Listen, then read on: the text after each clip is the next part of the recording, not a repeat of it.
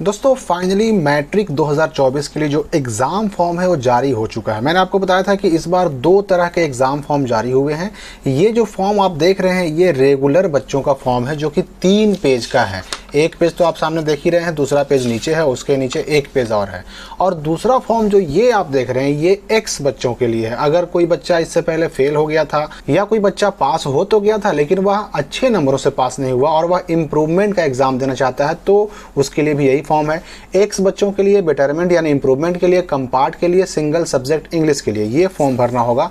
और जो बच्चे पहली बार 9th से चल करके 10 में आए हैं और पहली बार एग्जाम देने जा रहे हैं मैट्रिक 2024 का, उनको ये फॉर्म भरना होगा। अब इसमें देखिए एक बात बहुत खास है जो आपको ध्यान देना है। ये जो रेगुलर बच्चे हैं इन बच्चों का जो फॉर्म है इसमें कॉलम नंबर 1 से लेकर के 15 तक ये सब कुछ भरा हुआ रहेगा आपका। यानी कि आपका registration number, unique ID, category या फिर स्कूल कोड, स्कूल का नाम, डिस्ट्रिक्ट नेम, स्टूडेंट का नाम, माता का नाम, पिता का नाम, डेट ऑफ बर्थ और जेंडर वगैरह सब कुछ छपा हुआ रहेगा। 1 से लेकर 15 तक आपका छपा हुआ रहेगा। फोटो साइन भी आपका छपा हुआ रहेगा। तो ये आपके नाम से फॉर्म आने वाला है। ये आप कहीं से डाउनलोड नहीं कर सकते, ये आपको स्कूल ही देगा आपका। लेकिन मान लेते हैं कि अगर रेगुलर बच्चों को भी ये फॉर्म छपा हुआ फॉर्म ना मिला बल्कि ब्लैंक फॉर्म ही मिल गया तो इस पर भी वो फॉर्म भर सकते हैं, इसको भी भर के जमा कर सकते हैं। इसमें भी कहीं कोई दिक्कत नहीं है क्योंकि वैसे भी ये एग्जाम फॉर्म जो भराता है ना वो केवल आपके डिटेल के लिए भराता है। आपसे जो एग्जामिनेशन शुल्क होता है, फी होता है, वो लेने के लिए भराता है।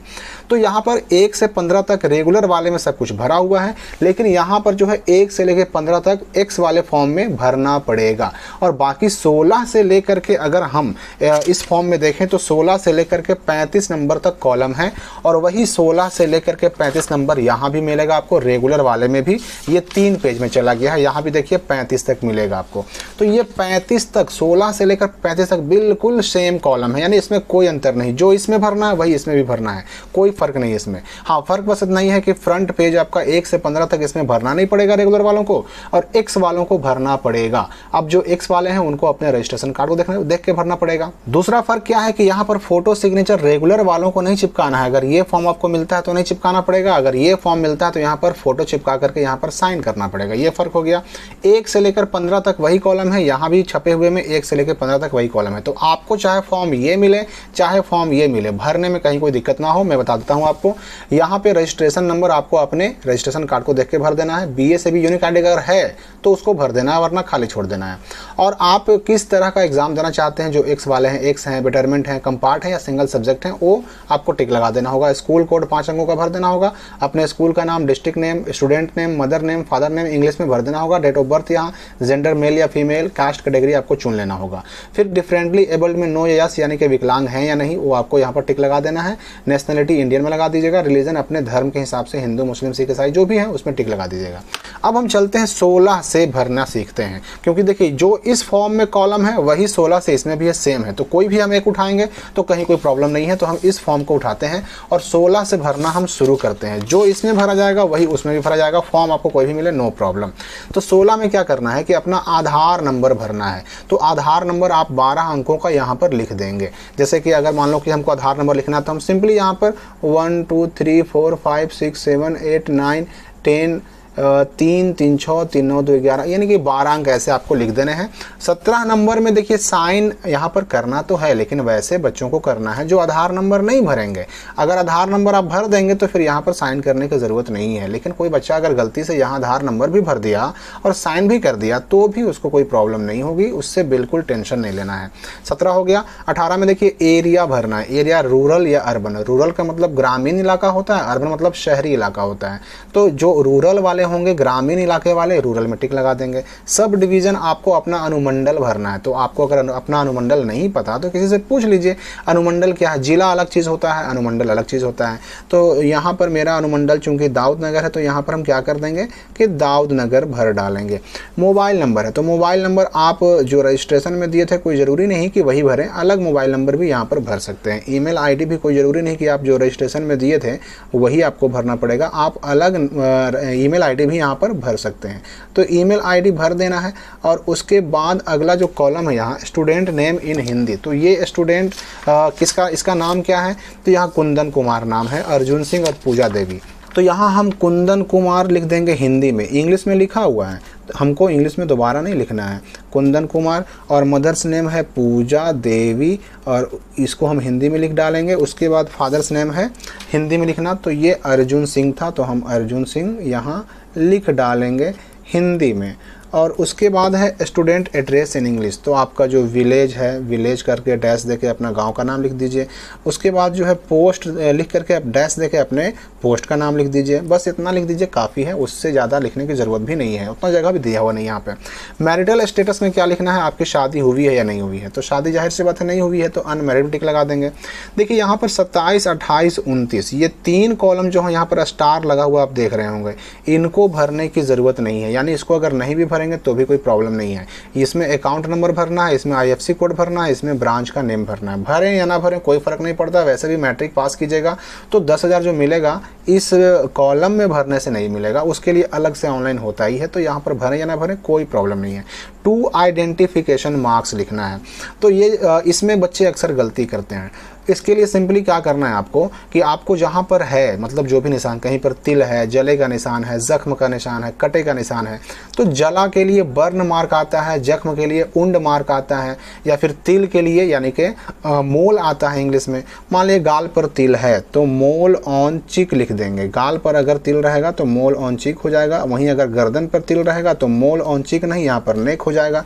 नाक पर तिल रहेगा तो मोल ऑन नोज हो जाएगा। इस तरह से अगर इस तरह से मान लीजिए कि जले का निशान है तो यहाँ बर्न मार्क ऑन चिक, गाल पे अगर रहेगा तो चिक हो जाएगा। नाक पर है जले का निशान तो बर्न मार्क ऑन नोज हो जाएगा।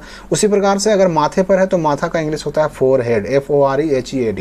और अगर मान लीजिए कहीं पर कटे का निशान है तो वहाँ पर बर्न मार्क ना लिख करके कट मार्क लिखना होगा। अब जहाँ पे है चिक पर है कि नोज पर है कि कहाँ पर है वो आपको लिखना होगा, तो इसका इंग्लिश कर सकते हैं। गूगल में भी आप जो हिंदी है, हिंदी में जो आपका निशान है उसको गूगल में लिखिए, उसका इंग्लिश में ट्रांसलेशन कर लीजिए, वहाँ से आराम से आप लिख सकते हैं। फिर 31 नंबर कॉलम काफ़ी महत्वपूर्ण है कि आप जो मैट्रिक का एग्ज़ाम दीजिएगा वो किस लैंग्वेज में देंगे। आप हिंदी में एग्ज़ाम देना चाह रहे हैं या फिर इंग्लिश में, तो हिंदी में एग्ज़ाम देना तो हिंदी में टिक लगाइए, इंग्लिश में देना तो इंग्लिश में टिक लगाइए।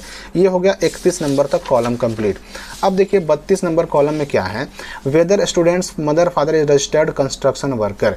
कंस्ट्रक्शन वर्कर के रूप में आपके मदर या फादर कहीं रजिस्टर्ड हैं कि नहीं, अगर रजिस्टर्ड हैं तो यस, नहीं तो नो। तो जनरली यहाँ पर नो में टिक लगाइए। नो में टिक लगाइएगा तो यहाँ पर रजिस्ट्रेशन नंबर भरने की कोई ज़रूरत नहीं पड़ेगी, यहाँ पर आप इसको खाली छोड़ सकते हैं।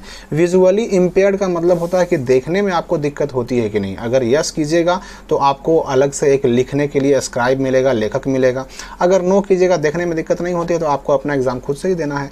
फिर देखिए 34 में है MIL, जो हिंदी पढ़ने वाले स्टूडेंट हैं, जो हिंदू स्टूडेंट हैं, यहाँ हिंदी में टिक लगाएंगे और नीचे यहाँ संस्कृत में टिक लगाएंगे। जो मुस्लिम स्टूडेंट होंगे, जो उर्दू पढ़ने वाले, यहाँ हिंदी में नहीं, यहाँ उर्दू में टिक लगाएंगे और नीचे NLH में लगाएंगे। हिंदू स्टूडेंट हिंदी संस्कृत में और मुस्लिम स्टूडेंट उर्दू पढ़ने वाले उर्दू और NLH में टिक लगाएंगे।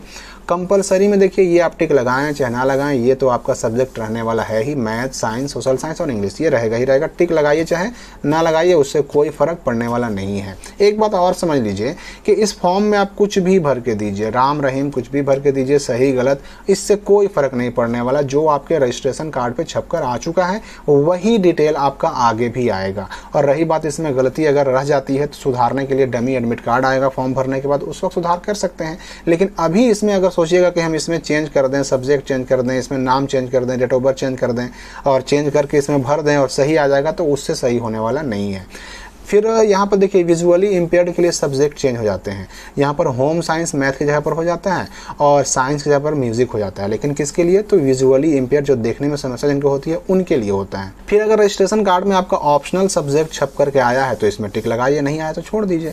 और ये जो आप इतने सारे सब्जेक्ट यहाँ पर देख रहे हैं ये वोकेशनल सब्जेक्ट हैं, ये आपके यहाँ अगर पढ़ाई होती है तो आप लीजिए, वरना इसको छोड़ दीजिए। आपके रजिस्ट्रेशन कार्ड में है तो ही सेलेक्ट करना है।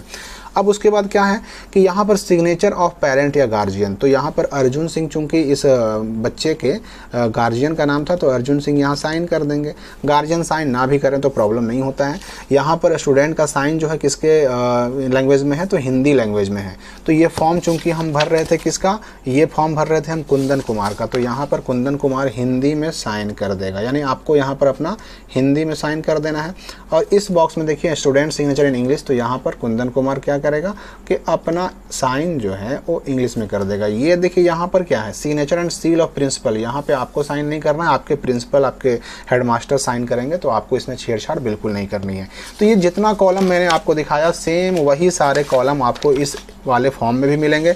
तो आपको चाहे फॉर्म ये वाला मिले चाहे फॉर्म ये वाला मिले, आपको भरना वैसा ही है, सेम टू सेम भरना है। आप देखिए कॉलम देख भी लीजिए, यहाँ पे देखिए एड्रेस है वही, मैरिटल स्टेटस है, बैंक अकाउंट है, जितना नंबर कॉलम में यहाँ जो चीज़ है वही नंबर कॉलम में यहाँ भी वही मिलेगा, सेम टू सेम मिलेगा। ये रजिस्ट्रेशन कंस्ट्रक्शन वर्कर वाला है, विजुअली इम्पेयर्ड वाला है, सब्जेक्ट वाला है, सब कुछ बिल्कुल सेम मिलेगा। यहाँ पर भी देख लीजिए mother's name, student name, father name Hindi में लिखने के लिए दिया गया है, तो ये हिंदी वाला भी सेम मिलेगा। तो कॉलम बिल्कुल सेम है, फ़र्क इतना है कि ये 15 कॉलम यहाँ पर शुरू में भरे हुए मिलेंगे और इस वाले फॉर्म में भरे हुए नहीं मिलेंगे। तो कोई भी फॉर्म मिले प्रॉब्लम नहीं है, भर के जमा कर सकते हैं। तो इस फॉर्म को भरिए, इसके साथ अगर रजिस्ट्रेशन कार्ड या और कोई डॉक्यूमेंट लगाने के लिए स्कूल कहे तो उसको लगाइए, और उसके बाद निर्धारित शुल्क के साथ, पैसे के साथ जहाँ पर फॉर्म जमा हो रहा है उसको जमा कर दीजिए। जमा हो गया तो आपका समझिए कि फॉर्म भरा गया, अब आपका काम कंप्लीट। तो इसके अलावा इस फॉर्म में कहीं कोई भरने में डाउट हो तो कमेंट में पूछ सकते हैं। मिलते हैं हम अगली वीडियो में एक नई जानकारी के साथ।